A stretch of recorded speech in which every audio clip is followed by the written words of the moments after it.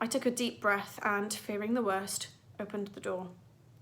But instead of angry stares and shaking heads, we found everyone smiling at us.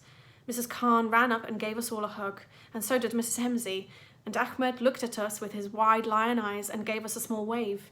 His foster mum was holding her hands to her lips as if she was praying and kept saying, "You dear children."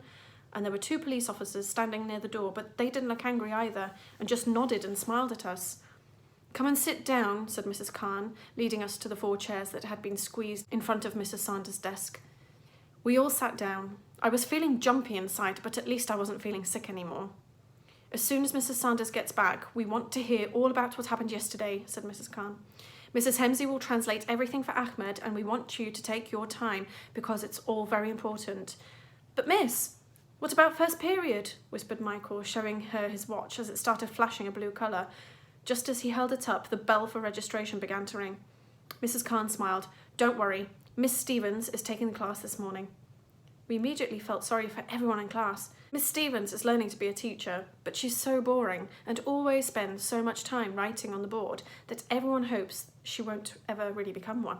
Mrs. Sanders came in and, squeezing past everyone, sat down in her big chair that had a squashed green velvet pillow on it. "Right," she said, clapping her hands once. "Begin." Slowly at first, and then getting faster and faster and faster, we began to talk. We talked about how we became friends with Ahmed and how we wanted to help after finding out about where his mum and dad might be. We talked about hearing that the border gates were going to be shut and about all the plans we had come up with to help.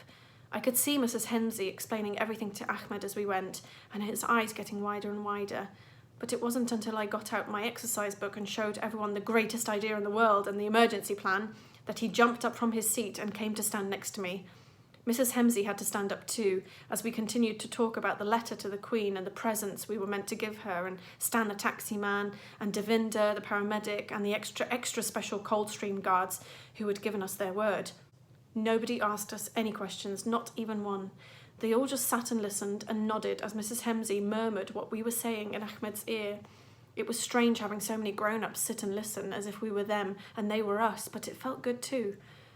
When we had said everything there was to say, Mrs. Sanders nodded and put her hands together. "Well," she said, leaning back in her chair, "I hardly know what to say." She leaned forward and picked up my exercise book with the greatest idea in the world drawn in it. "But what I can say is that Ahmed is very, very lucky to have friends who are so passionate about helping him find his family."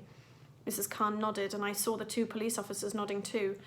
"Now, just to be clear," said Mrs. Sanders, peering over her glasses at us, "what you did was extremely dangerous, and your plan, or the likes of it, must never ever be attempted again. Do you understand?" We all nodded silently. I could feel my cheeks getting hot and saw Tom's ears instantly turn bright red. "You lied to Mrs. Khan. You left school without permission, and you put yourselves in great danger. Behaviour like this would usually lead to a temporary suspension from school." Josie gasped, and Michael winced.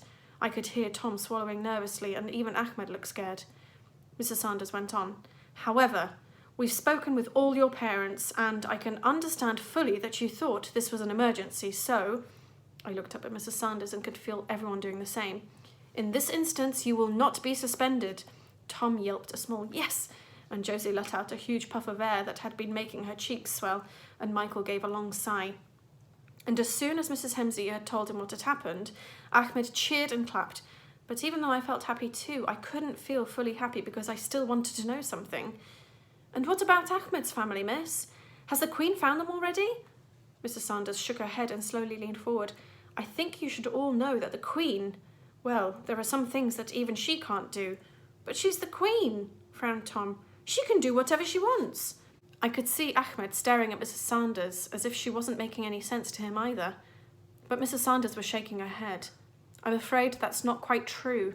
I'm sure that the Queen would like to try and help Ahmed in some way, but I doubt very much that she'll be allowed to send out extra people to find his family, especially when no one knows where they are." On hearing Mrs. Sanders' words, I felt something hard hit me in the middle of my chest. I wanted to tell her that she was wrong, that the Queen could help anyone if she really wanted to, but even though my mouth opened, it couldn't say any words. "I know that may come as a huge disappointment," said Mrs. Sanders, peering over her glasses at us and looking at me the longest. "But Ahmed has lots of people trying to help him find his parents, though even if they do find them, It may take a long time, months, maybe even years, before they can join him here. That's why he's staying with Miss York for now," she added, nodding at Ahmed's foster mum.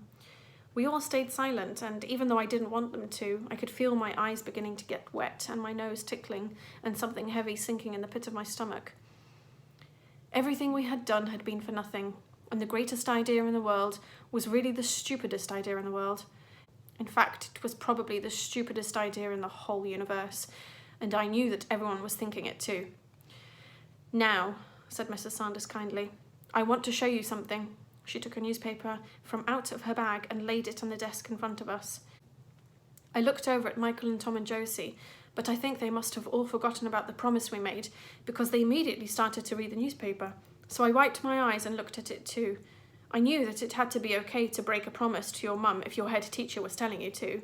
A huge headline stared up at us from the front page, and alongside it was a large blurry image of me running up to one of the Queen's Guards with Tom behind me.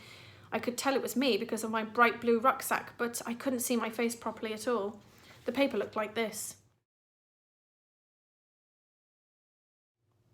The story said that the newspaper was going to run an international appeal to find Ahmed's parents, which made Josie grin and whisper, "See?" This is what it said.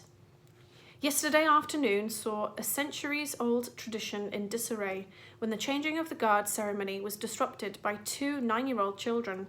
Breaking through the barriers, they attempted to give one of Her Majesty's Palace Guards a written note asking the Queen to help them find the family of a refugee boy known only as Ahmed.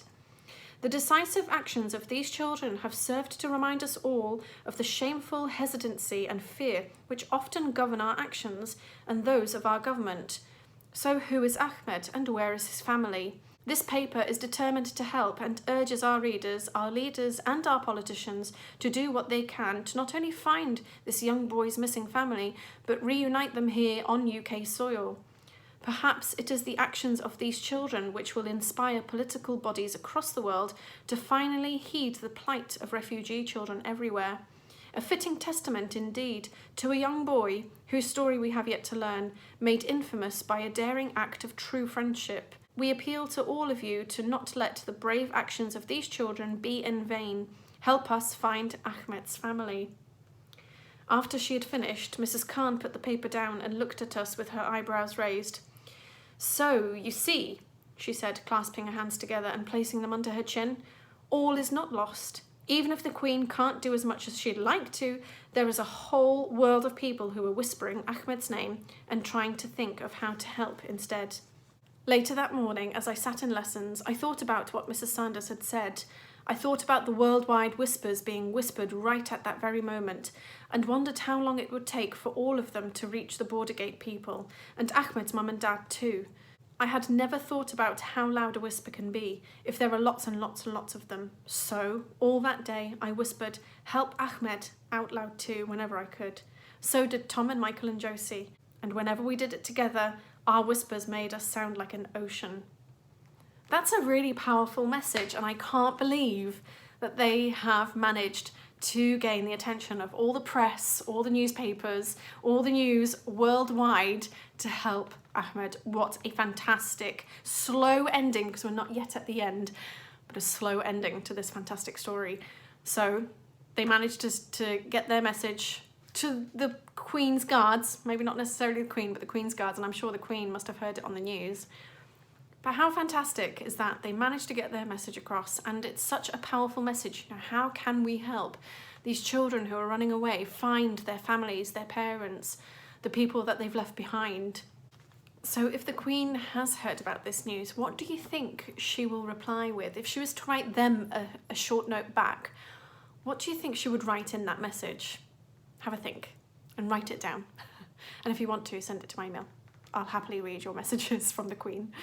Right, I think that's it for today. Obviously, we've done 2 chapters, so come back tomorrow for the next 2 chapters. We're getting there. We'll be on chapter 23, so not many to go. Bye.